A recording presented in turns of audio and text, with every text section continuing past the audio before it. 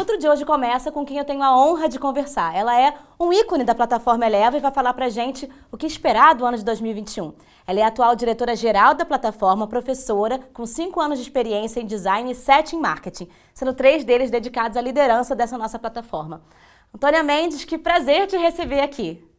Oi, Carol, prazer é meu de estar aqui com você hoje. A gente, há alguns anos aí, já se encontra no início do ano, nesse nosso encontro pedagógico, e dessa vez por aqui, pela telinha, né? Como fizemos muitas vezes aí ao longo de 2020. É do jeito que dá para ser agora, do jeito que dá, porque é seguro ser agora, mas vamos esperar que para frente a gente consiga se ver presencialmente de novo. Vamos começar a falar de 2020 antes de falar de 2021, né? 2020 pode ser definido por vários adjetivos. Ele foi diferente, ele foi caótico, ele foi inédito, ele foi muitas coisas. Pensando em plataforma Eleva, de que maneira você definiria esse ano que passou? O que você entende como os principais ensinamentos que ele deixou pra gente? Muito legal, vamos começar por aí, né? Porque a gente não pode ignorar o que a gente acabou de viver. Eu descreveria 2020 como o ano da adaptabilidade. A gente acabou de viver um marco histórico nas nossas vidas. Um ano que nos desafiou, seja como professores, educadores, pais, filhos, amigos, seres humanos mesmo, né? E a saúde física, a nossa saúde mental, a solidariedade, novos arranjos, né, que a gente teve que fazer, seja no contexto escolar, nas nossas casas, nos nossos lares, nas cidades, enfim, tudo isso a gente teve que viver com muita intensidade e de uma forma muito acelerada. E na plataforma Eleva, esse ritmo de mudança não foi diferente. Então, nossos professores tiveram que se reinventar e tiveram que se permitir encontrarem novos caminhos para conseguir engajar o seu aluno, buscar outro tipo de solução. E, talvez mais importante do que tudo, eles conseguiram manter o vínculo com suas turmas, aprender com erros e com acertos e provar aquilo que eu acho que a gente sempre soube, mas ficou muito mais evidente agora em 2020, que a escola não é só um lugar onde se aprende conteúdo, mas é um lugar de conexão, de relação, onde o aprendizado vai se dar por meio da razão, sim, mas por meio da emoção também, né? Então, a nossa plataforma de ensino procurou apoiar as escolas de todo o Brasil. A gente buscou formas de distribuir esse conteúdo online. Eu sempre falo que as plataformas digitais de sistemas de ensino antes, elas eram pensadas para serem complementares ao trabalho que era feito dentro de sala de aula, e do dia para a noite precisaram assim se reinventar como uma lógica um pouco mais substitutiva. Elas foram à sala de aula, né? Então a gente precisou distribuir esse conteúdo online, compartilhar boas práticas, divulgar a orientação, os aprendizados que a gente estava tendo. E foi muito bacana, porque a gente pôde juntar toda a vivência da gente como Eleva Escola, como Eleva Grupo de Educação, que os nossos professores estavam vivendo na pele, que as nossas famílias estavam vivendo na pele, e de uma maneira com bastante humildade, também dividir essas experiências com as nossas escolas parceiras, tentando contribuir aí com o caminho de soluções. Então, o nosso time, mesmo estando assim efetivamente presente, nunca esteve tão perto, teve que se organizar, se agilizar, pensar como que a gente ia construir mais valor para as nossas escolas. E então a gente ficou aqui focado em ajudar parceiro, desenvolver currículo, escrever material, ampliar a nossa plataforma digital. Em suma, nesse grande apanhado aí de 2020, além de ser o ano da adaptabilidade, que desafiou todos nós a nos reinventarmos, eu acho que ele nos ensinou que somos capazes de nos reinventarmos, e nos reinventarmos rápido. E a gente só vai conseguir continuar ensinando em novos contextos se a gente continuar aprendendo. Então, foi um ano onde os educadores aprenderam muito. Nossa, você está falando aí, eu fiquei lembrando, e agora que eu acho que eu me dei conta do tanto que a gente fez ano passado. Realmente foi muita coisa que a gente viveu, que a gente entregou, que a gente desenvolveu, e tudo isso realmente, ao mesmo tempo, aprendendo com as nossas escolas parceiras, com as escolas próprias e trocando essas lições. Mas lições aprendidas, agora também é hora de olhar para frente. Eu vou parafrasear o Lavoisier, que na natureza nada se perde, nada se cria, tudo se transforma, tudo se renova. Você acredita que vai ter algum resquício de 2020 que as escolas vão levar para 2021? Bom, vamos lá. Assim como a gente espera dos nossos alunos, né, que o que a gente ensina, eles possam reter e levar isso com eles ao longo da vida e possam, de alguma maneira, aplicar isso em situações futuras que sejam relevantes. Espero que a gente faça isso também, enquanto escola, enquanto instituição de ensino, enquanto educadores. Então, que a gente carregue o que a gente aprendeu em 2020 para 2021. Mas vamos tentar pintar aqui um cenário, né? A gente sabe que, enfim, vacina está aí, tem sido motivo de emoção, alegria de todo mundo, mas a gente ainda não sabe como essa situação vai se desenrolar e vai se desenvolver. Então, vamos pensar aqui, 2021, num cenário otimista. Cenário otimista, eu diria que a maioria da população vai estar vacinada, as estatísticas aí de contágio, de morte em queda, e a gente podendo voltar a aulas presenciais aí no segundo semestre. Então, eu acho que esse seria um excelente cenário, um excelente prognóstico aí para 2021. Por outro lado, pode ser um cenário pessimista, vamos exercitar esse outro lado, que demore a vacinação, tenha qualquer tipo de gargalo aí nesse processo, pode ser que não tenha vacina ainda para todo mundo, que as estatísticas da pandemia ainda estejam alarmantes e assim, no pior dos cenários, em 2021, as escolas também continuam remotas, completamente remotas, até o final do ano, né? E tenho certeza que esse segundo cenário é um cenário que a gente não quer, a gente prefere aquele primeiro, mas eu acho que tem uma diferença fundamental em relação ao ano de 2020.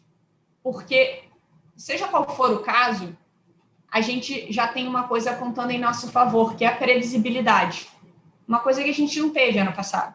Então, em 2020, a gente estava voando cego, descobrindo aos poucos que a gente ia voltar, demorar a volta. Lembra a primeira vez que a gente decidiu que ia ficar fora do escritório? A gente falou, vamos ficar aqui 2 dias, e depois vamos ficar uma semana. Não, pessoal, veja bem, talvez daqui a um mês. Então, a situação foi se descortinando aos poucos, né? E talvez esse cenário de incerteza tenha sido o que causou mais ansiedade. A gente não sabia direito como pegava, quem estava mais suscetível a morrer ou a ter complicações de saúde. Então, eu acho que tudo isso pesou muito no ano de 2021. E mesmo que a gente seja forçado a ficar ainda dentro de casa, com ensino remoto, eu acho que a gente já viveu isso em 2020 e a gente sabe como fazer, né? Então, eu acho que a gente já tem isso mapeado, a gente já sabe como operar remotamente. Então, seja qual for o cenário, a gente tem um ano muito mais aí de aprimorar e criarmos mais boas práticas do que um ano de incerteza, de tentativa e erro, de voar cego. Então, eu estou otimista, seja qual for o cenário, porque eu acho que a gente já sabe um pouco desse caminho.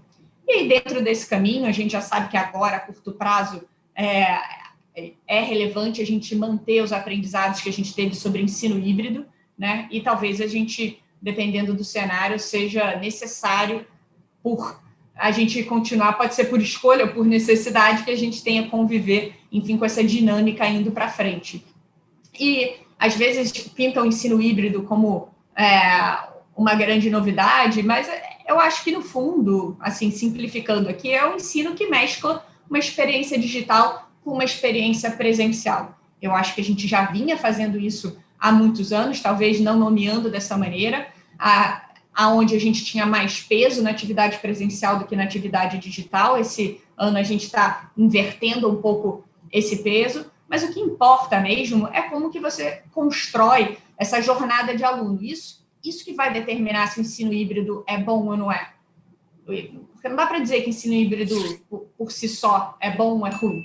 Existe ensino híbrido bom e existe ensino híbrido ruim. Depende de como a gente executa ele. Então, eu acho que para ele ser bom, a gente precisa saber alinhavar essas duas formas de interação, a presencial com a digital, de uma maneira coerente.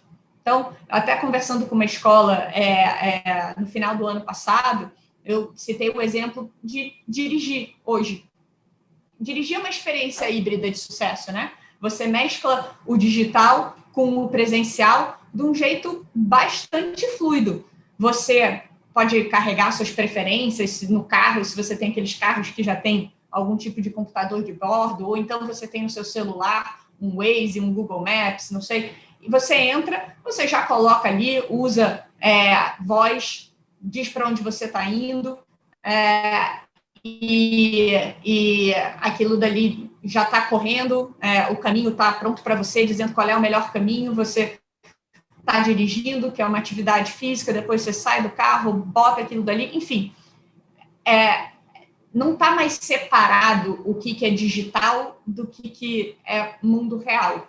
Eles estão atuando ali em simbiose. No passado, se você fosse falar uma experiência digital de dirigir, você provavelmente ia pensar num simulador, ou aquelas coisas de simulador de voo, né, que piloto tem. Mas, enfim, então eu acredito muito que o ensino híbrido vai ser um bom ensino híbrido se a gente conseguir alinhar com fluidez essa parte presencial com a parte digital. Isso é diferente para cada contexto, para cada segmento. Enquanto eu vi algumas, talvez ensino infantil, por exemplo, tenha sido um dos mais desafiadores, né, para a gente encarar remotamente. Mas não quer dizer que digitalmente você não possa dar instruções que vão ser executadas fisicamente também. Então, lógico que a gente teve que contar muito com a colaboração das famílias ou de cuidadores e responsáveis para acompanharem as nossas crianças, mas dependeu muito dessa orientação, desse alinhavo proposto pelos educadores, de o que a gente faz na telinha, o que a gente faz fora da telinha. E aí, para o ensino híbrido, eu acho que sempre também a gente precisa pensar em 3 pilares, né, para ter sucesso. O primeiro deles é a cultura. Para mim é sempre o mais difícil, né? Você tem que acreditar que é possível você fazer um bom ensino híbrido. Você tem o pilar da tecnologia, ou seja, a gente precisa ter o ferramental, e eu acho que talvez ter ferramental no passado já tenha sido um desafio para muitas escolas e para muitos alunos. Hoje em dia, um telefone, no limite, resolve essa questão ferramental. E o terceiro ponto são os processos, é saber como usar. E isso eu acho que, durante muito tempo, os educadores fugiram um pouquinho dessa parte desse terceiro pilar, que é o processo, em se familiarizar qual é a melhor forma que ele poderia utilizar aquilo dali como ferramenta. E 2020 nos ensinou que a gente precisou fazer isso, precisou contar e achar as nossas próprias formas e soluções de usar a tecnologia a nosso favor.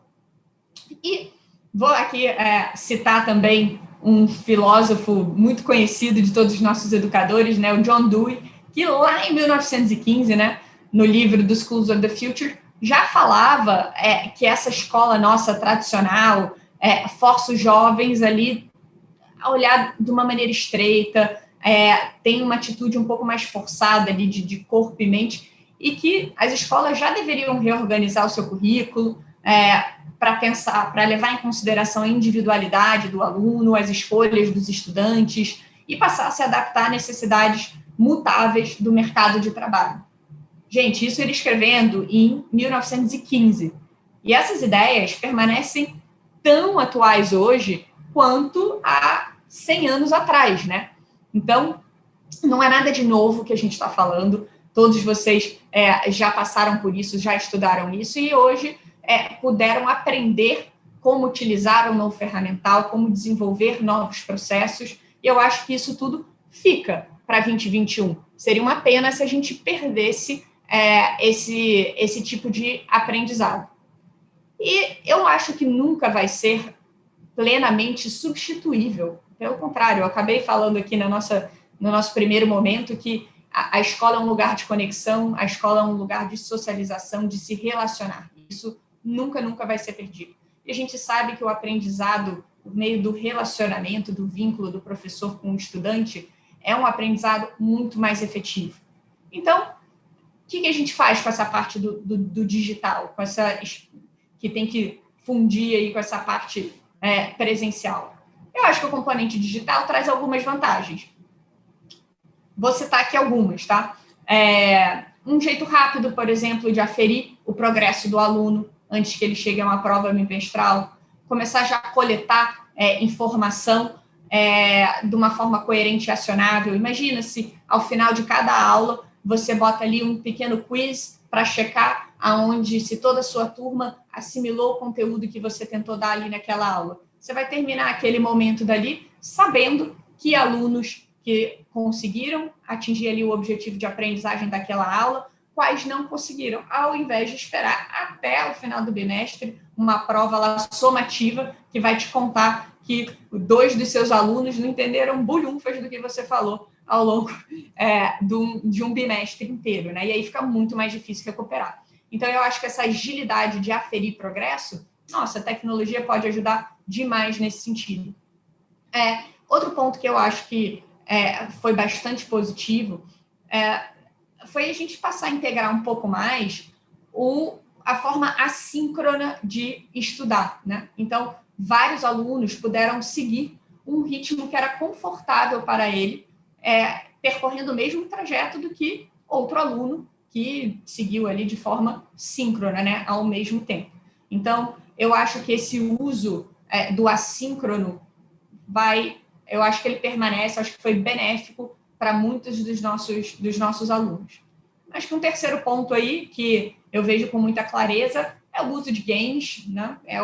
Já vem se falando sobre gamificação, eu não acho que é uma panaceia, uma bala de prata que resolve tudo, mas, de fato, a gente sabe que engajamento do aluno é sempre um desafio e, em determinadas circunstâncias, você conseguir fazer uma dinâmica mais de jogo, isso não só envolve o aluno, como também consegue fazer com que ele aprenda e passar determinados conhecimentos. E, por fim, uma reflexão aqui interessante que o Salman Khan, né, que tem lá a plataforma de Khan Academy de ensino de matemática, ele falou, quando ele fala a respeito de mastery-based learning, né, ensino baseado naquilo que você já dominou, que é pensar que a gente está num mundo onde a compreensão dos conceitos é tratada como variável e o tempo uma constante.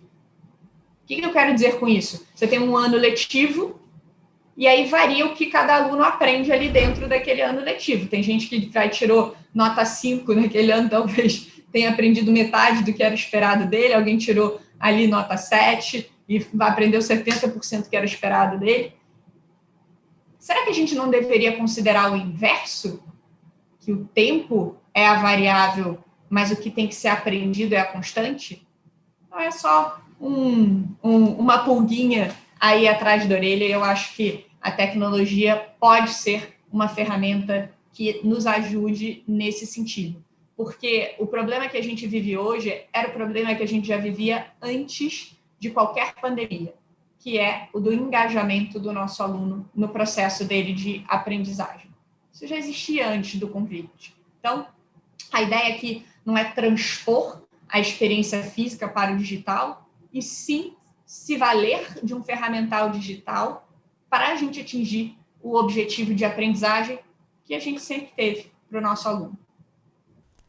Eu acho que 2020 provou que realmente não tem como dissociar a tecnologia de educação, né? Elas estão cada vez mais conectadas. Você falou um pouco sobre essa questão da imprevisibilidade versus um pouco mais de previsibilidade que a gente possa vir a ter em 2021. 2020, no início do ano, a gente tinha alguns desafios e aí outros desafios foram adicionados ali com a pandemia. Agora, em 2021, a gente tem muitos professores assistindo, querendo saber o que a plataforma Eleva vai trazer daqui para frente, o que você diria que são os nossos maiores desafios da plataforma agora em 2021?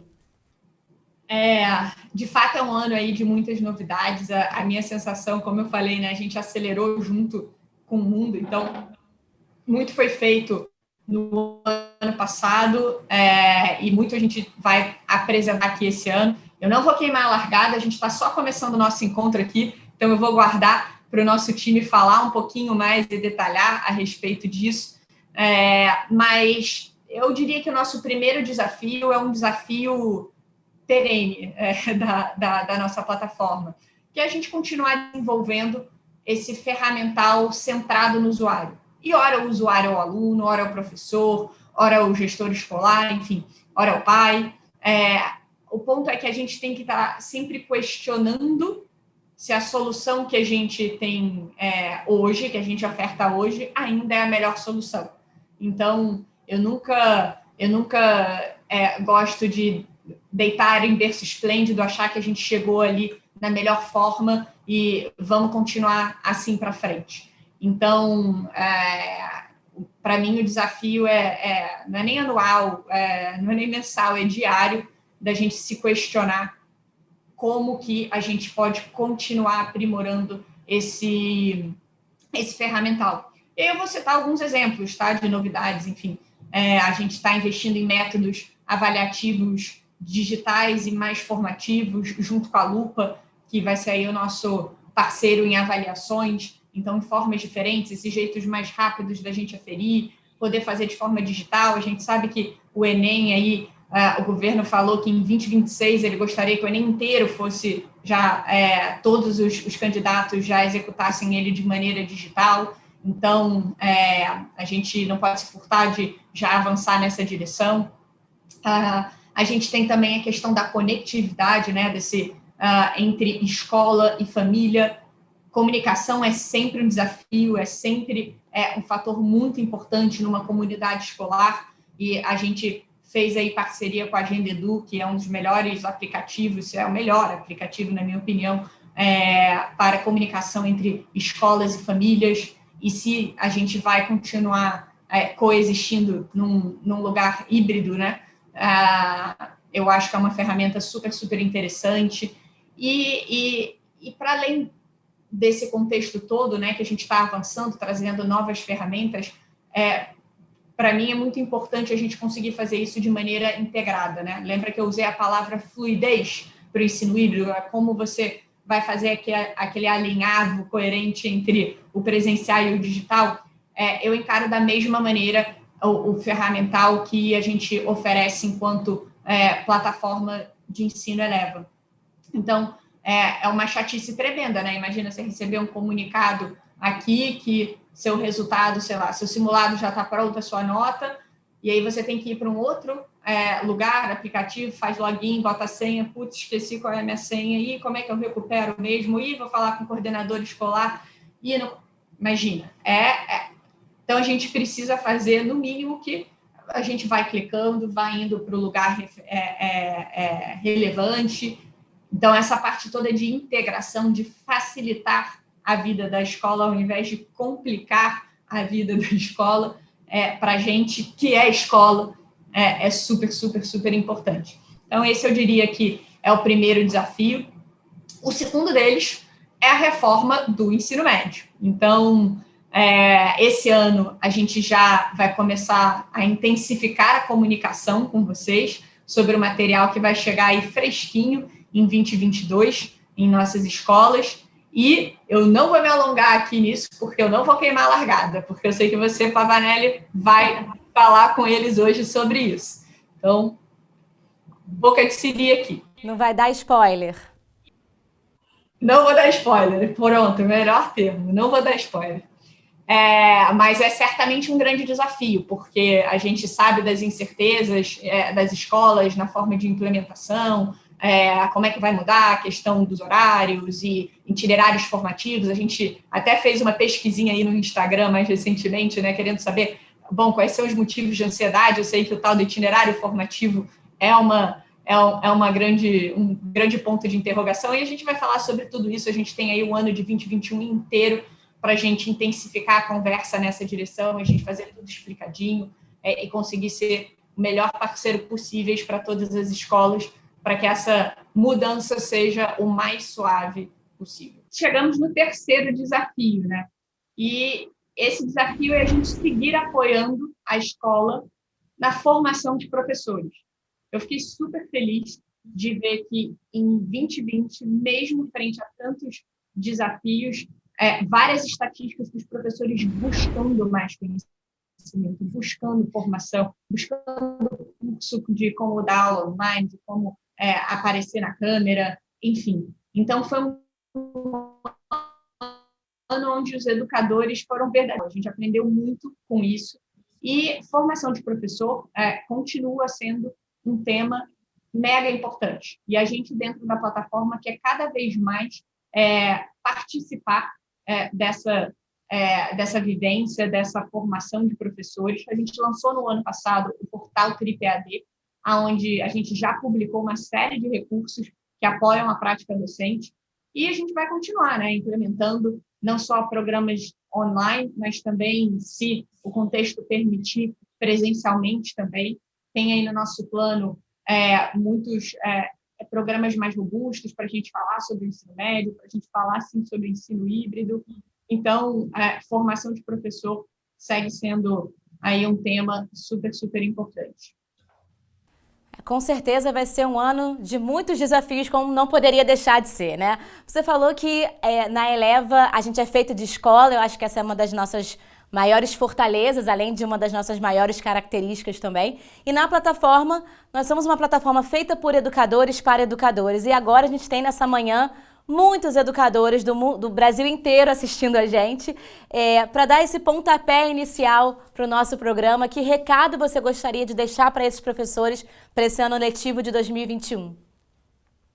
Bom, Carol, primeiramente, eu queria até registrar aqui um reconhecimento, tá, ao esforço de todos os professores que em 2020 se reinventaram para conseguir seguir lecionando.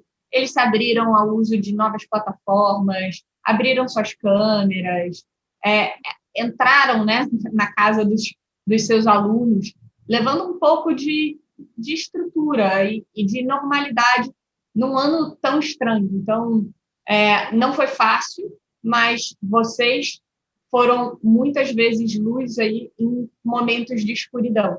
Então, fica aqui minha admiração, meu reconhecimento pelo trabalho que vocês desempenharam aí em 2020.